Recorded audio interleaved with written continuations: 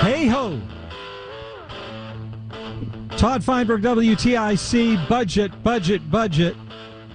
The long, agonizing march to a budget.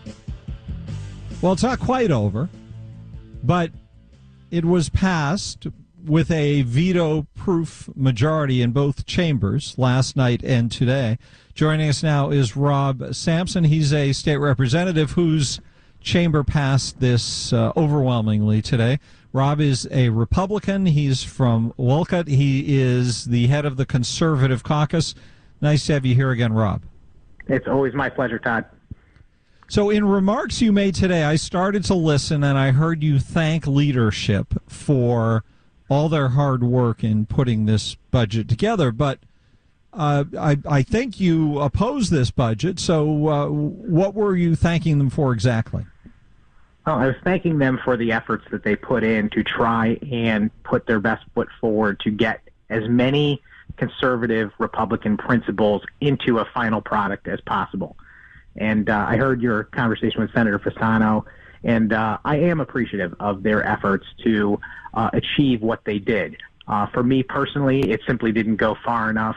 I think we do get some Republican bits and pieces in this bill. I think the Democrats get some Democrat bits and pieces.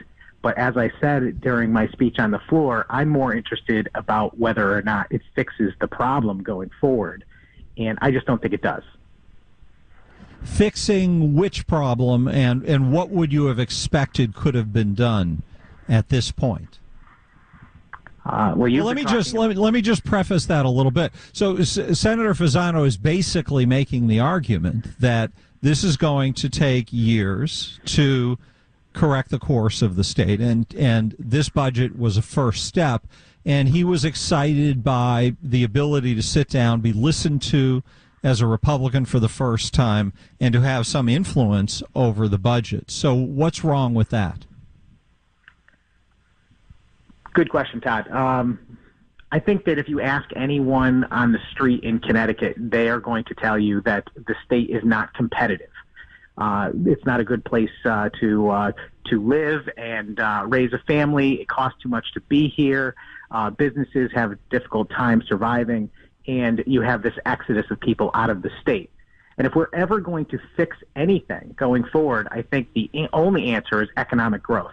And the only way you're going to get economic growth is by sending a message both to the citizens and businesses, college students, anyone who might be considering leaving the state or changing their minds about whether or not they might want to come here to begin with. You've got to show them the way. You've got to show them that you have a commitment to making that happen.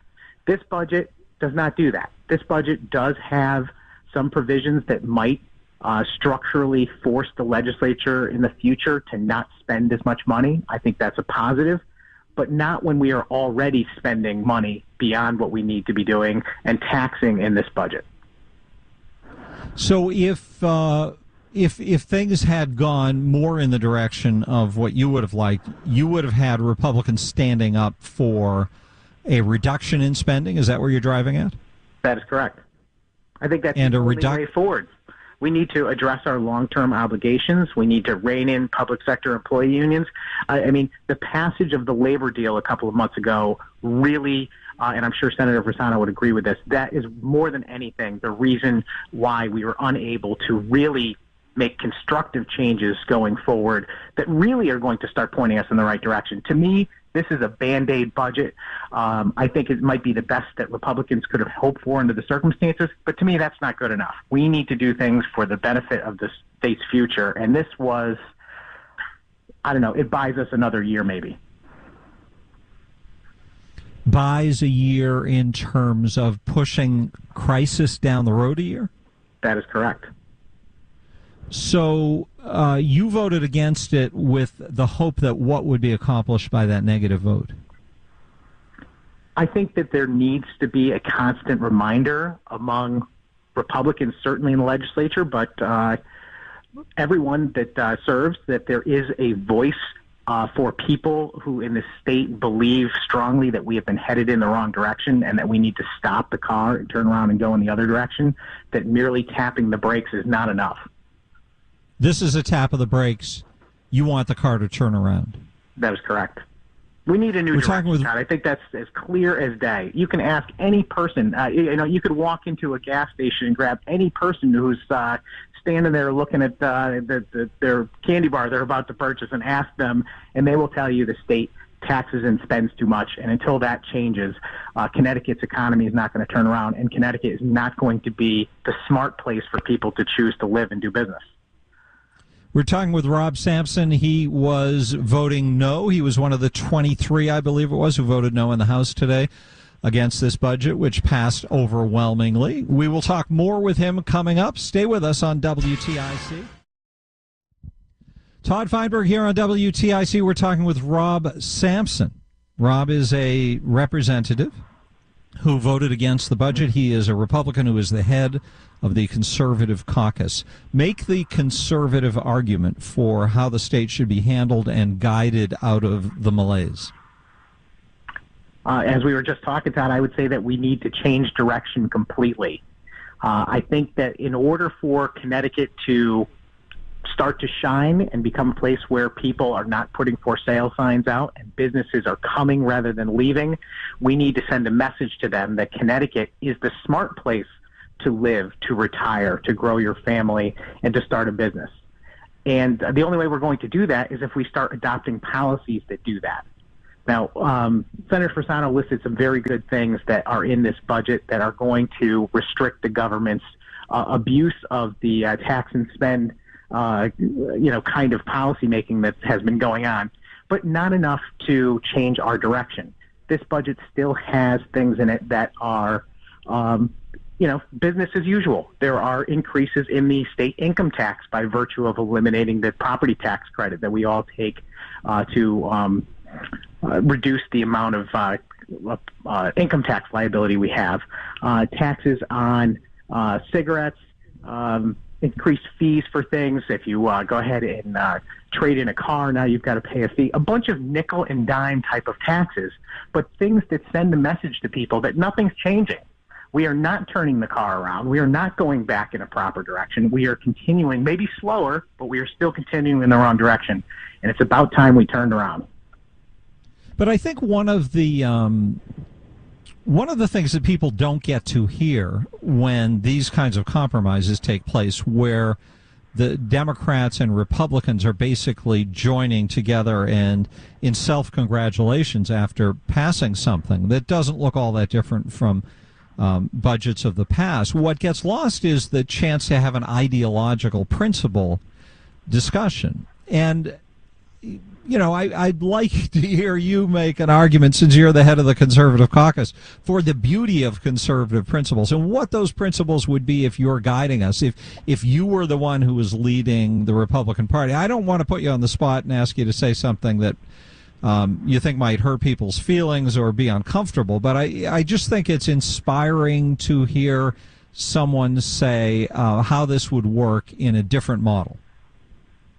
Well, I think one of the reasons why I'm involved in politics, Todd, is because I have a great love of American history and a great deal of respect for our founding documents and the vision they had for a free country where individual people are sovereign and they get to make their own choices in life, and that opportunity is the engine that will drive economic fortune and ensure freedom and prosperity. And I believe that very, very strongly. And the way to do that is to take off the chains of government as much as possible, get them out of the lives of people by eliminating the ability of the state and federal government to manipulate economies by choosing who is going to win and lose via policy making, taxing one group of people for the purpose of using that revenue to hand out to different groups of people to create different groups that might vote for you and that sort of thing. That's the danger in the policy-making process that has occurred up to this point. And if we're ever going to get back to our American principles, we have to recognize that it's gone too far and start to peel things back. This budget doesn't peel anything back. It just continues on the same path as before, and it doesn't send the message, which to me is the most important key thing that we need to have, is we need to send a message to the citizens of our state that we are going to make Connecticut better. I asked my colleagues on the floor today, I said, do the people of Connecticut benefit from this deal? And I don't know if they do. There was a lot of congratulations between Democrats and Republicans for their ability to work together. And that's great, and I approve of compromise, except I don't care how many Democrat things were in the budget or Republican things. Does it benefit the citizens? I don't know, and I don't think it does. Does it make the state a better place to do business?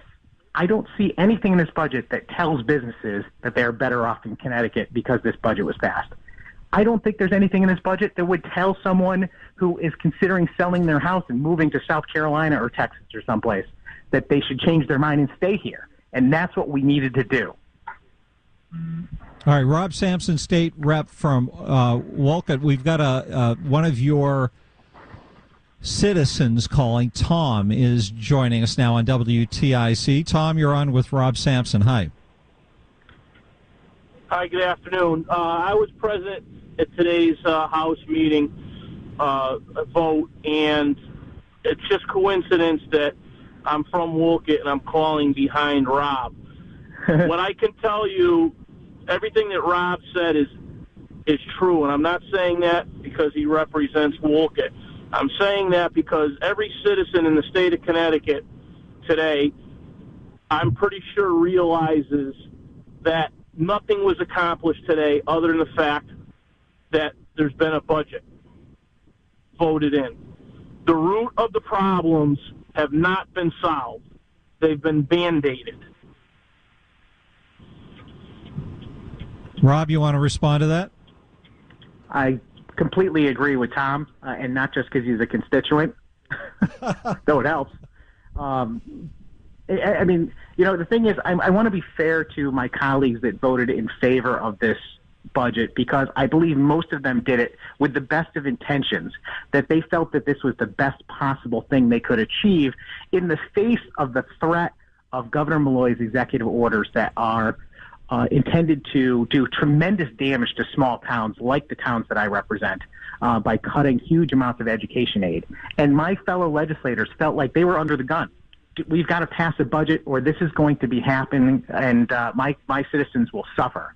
I don't know that they did it for any selfish reason. I think they did it because they believed this was the best that you do under the circumstances.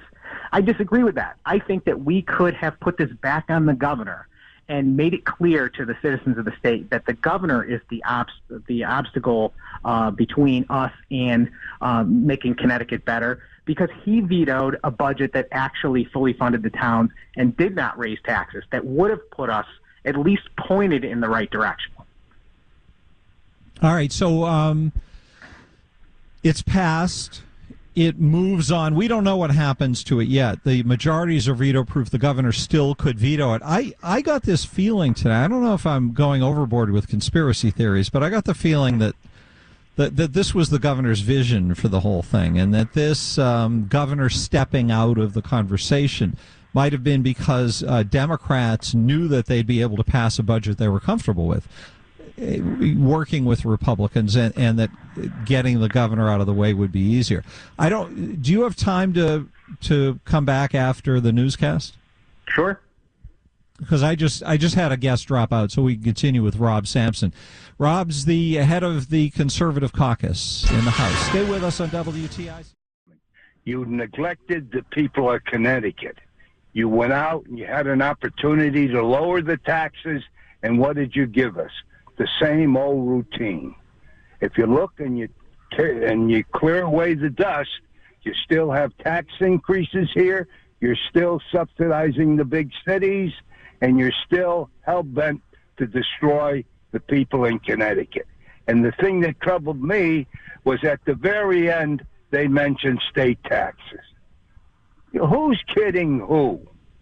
Henry, thank you for the call. You're speaking for a lot of people, I think. So let's give Rob a chance to react to that. Rob Sampson, that sounds like your rap a little bit. Yeah, it sounds exactly like me.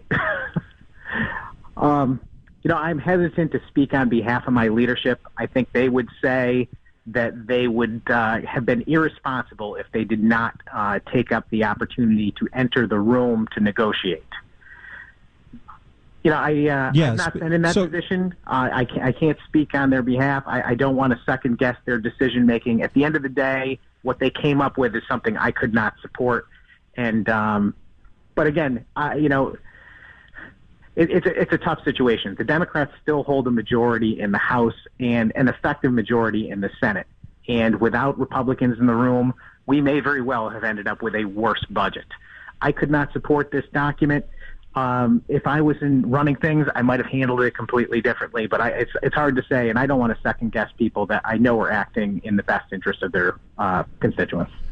Yeah, so it's hard because, like, Len is one of the most sincere guys, it seems, in the world, and has worked so hard. So I hate being hard on him, but I feel the same way. When you have an advantage in a negotiation in this kind of situation, you squeeze the other side for everything you can get. You don't run to the table and say, okay, you rejected what we've already accomplished, so let me then negotiate against what I already got accomplished and do something not as good.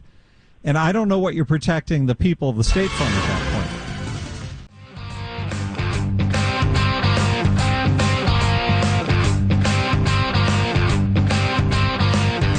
Rob Sampson is our guest. He is a state representative, Republican. He is the head of the Conservative Caucus. He is one of 23 members of the House who voted against the budget today. And how did it feel making that vote? It's hard. I know, this is a community that you guys work in. It must be hard. I can't say I know, but I just imagine it must be really hard to go against leadership when they're trying to corral everybody and get everybody pumped up to vote in unison. How do you make that kind of decision, and what's it feel like? Well, I say in this case, Todd, I actually don't feel like there was much pressure upon me at all to ever vote in favor of this package. I happen to spend a lot of time being in direct contact with Representative Vinnie Candelora, who's the deputy leader in the House Republicans.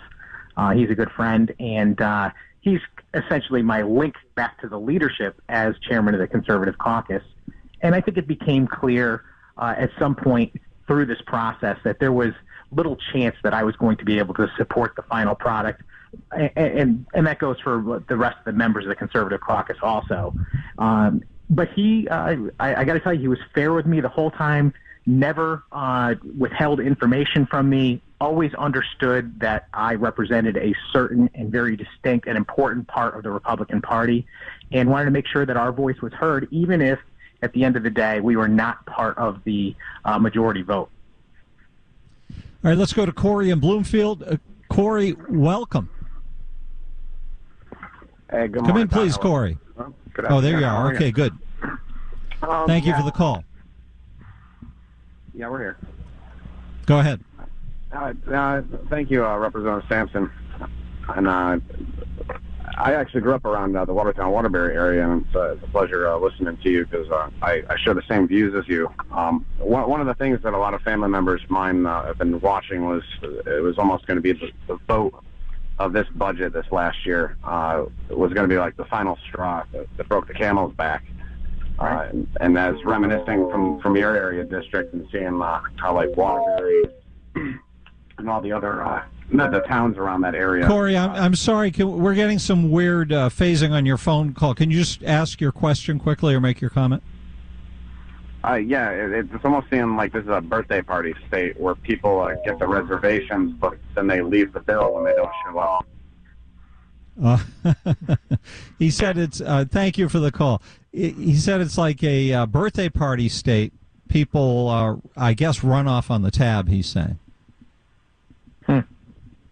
Which I guess is, that's a lot of what's going on because you're dealing with an obligation to pensions and benefits for state workers that should be funded every year. And since whatever it is, 1939, it doesn't get funded for decades and decades. So that's a huge part of what this is all about. So that is accurate, that people have skipped out on the check.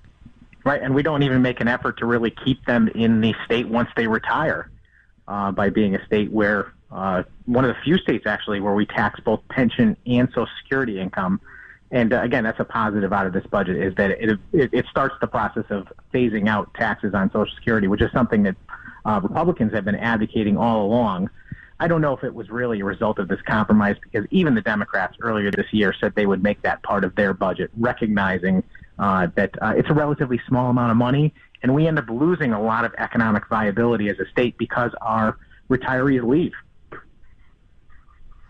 Yeah, which is a really, well, the departures in general, it's a really sad thing, because as you say, there's so much power lost, but there's also now a kind of momentum towards departure, where it's becoming a cliche that everybody says, I can't wait to get out of here, and they tell you about their home in some other place that they're going to go, make into their first home instead of having it be their second. Right. And to me, Todd, that should have been an opportunity that was seized in the drafting of this budget, an opportunity to write some policy that says, stay here, it's going to be better. And at the end of the day, it just doesn't do it. It just doesn't make that significant a change. Well, it doesn't really make a visible change. If there are changes there that are readjusting the course of the ship, they need to be described in great detail, I think, beyond most people's ability to follow, because the complexity of these kinds of rules and systems, take I think probably when you go into the legislature, it takes a long time for somebody in being exposed to this stuff for the first time. It takes a while to get a handle on, does it not? Oh, certainly. It's a learning process. Yeah, you never stop learning. And it's sad that we are often forced to vote on things where we have very little warning about what we're voting on, very little background knowledge, and it has become almost commonplace to put the most controversial pieces of legislation through via some sort of emergency certification, where it skips over the entire public hearing process and an opportunity to vet the language before you.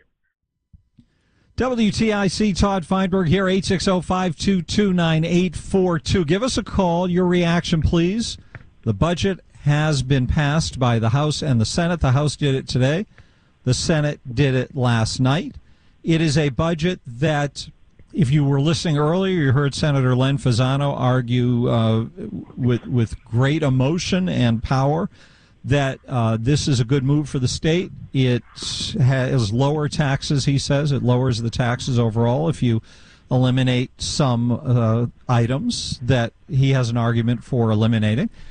And he says it was necessary to start moving the state in the right direction, because that's going to take years. And this is an argument for why Republicans should get expanded leadership powers in the state next year.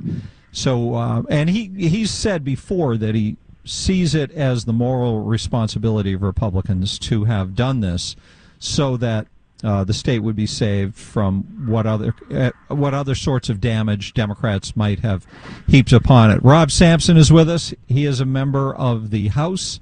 He is from Wolcott. He is the head of the the Conservative Caucus, and he is a Republican. 860-522-9842. Thanks for hanging around a few more minutes, Rob. Appreciate it. Sure. Let's get Don into the conversation. Hi, Don.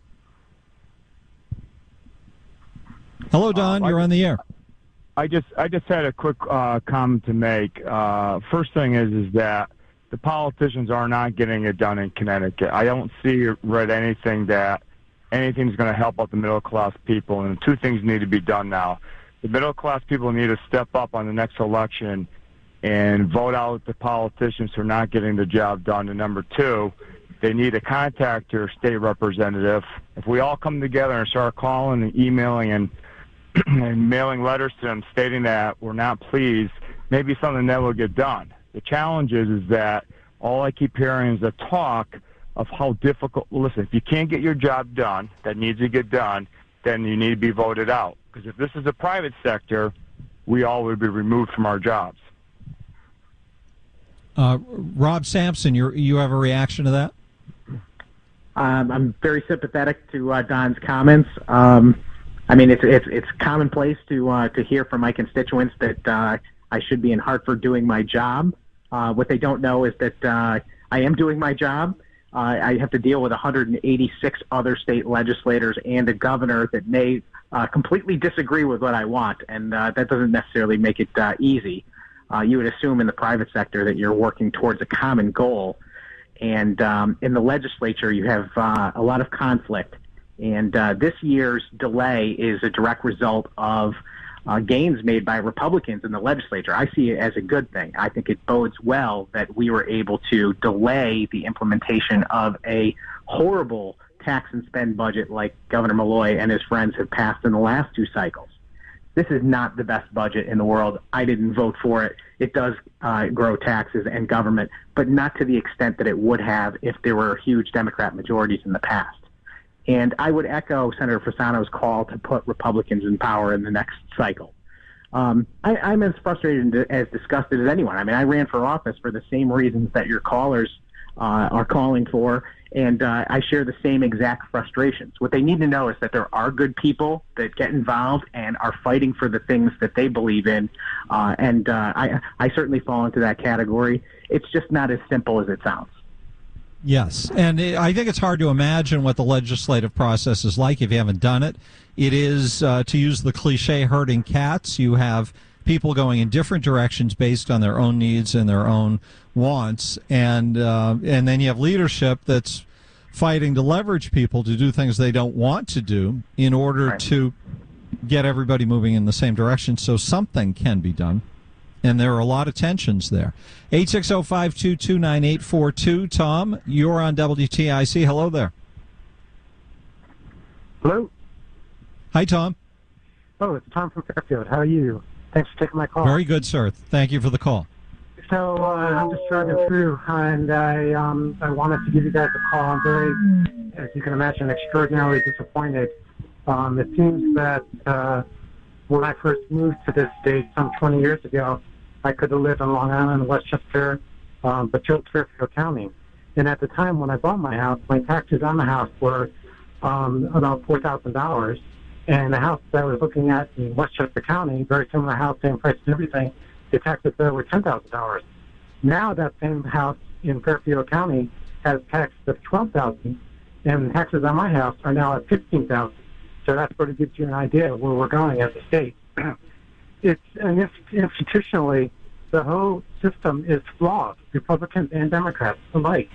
They don't seem to understand that it's just impossible to live here. I mean, I can basically live any place I want to, but, I raised my kids here and I want to stay here. But, people like me and that can go elsewhere will go elsewhere. And it's going to be a big drain on the whole system if you get multitudes of families that are high earners moving out of the state. I mean, but Tom, you say that the system is flawed, but what could be done? The only weak link I see really in the system is voters who sort of blindly go along with things no matter how bad they are. I mean, this has been going on for a long time, and people kept electing Democrats, and there's been a huge move over the past 6 or 7 years towards Republicans, which is great, but it's taking a long time, so that means the change is taking a long time to happen. It's flawed in that you have major cities that pretty much control the state, and the fact is that the cities create a drain on the system. And now, I'm not saying that we should ignore them because they are important. City of Bridgeport's very important to Fairfield County, but the amount of money that goes in there it's an incredible drain, and other resources get sacrificed.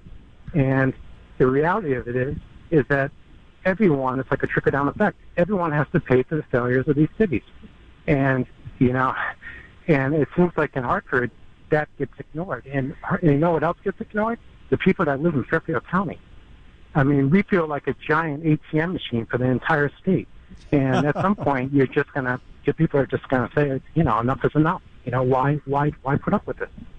All right, Tom, thank you for that. Good to hear from you. 860-522-9842, Rob Sampson. Thank you for spending some time with us. Appreciate having your input on this. Always a pleasure, Tom. All righty, we'll talk to you again soon. Rob Sampson, state rep from Wolcott, and the head of the Conservative Caucus. So a different perspective from most people in government, and from most elected officials. Rob's a very conservative guy, believes that constitutional values are the ones we should be pushing, and that means that what has been going on through the years is anathema to him.